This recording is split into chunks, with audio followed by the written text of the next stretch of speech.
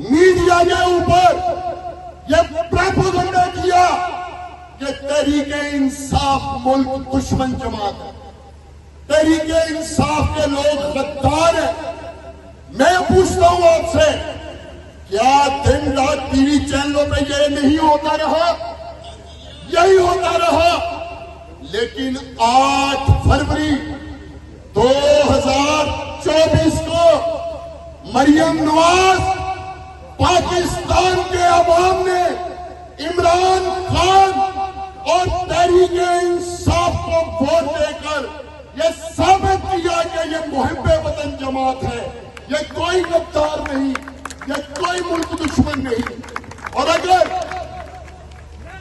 80% گدی number 804 گدی number 804 گدی number 804 گدی number 804 گدی number 804 سب کو خان صاحب کی محبت کی قسم چھوڑے کی گود میں نہ میں باغی نہ میں غدار، گدی نمبر 804 نہ باغی نہ غدار، گدی نمبر 804 نہ باغی نہ غدار۔ گدی نمبر 804 کون بچے گا پاکستان؟ عمران خان، عمران خان، کون بچے گا پاکستان؟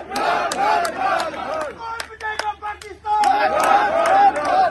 نہ وہ باغی نہ غدار۔ گدی نمبر 804 عمر زندہ باد، عمر زندہ باد، تو میں یہ کہہ رہا تھا کہ اگر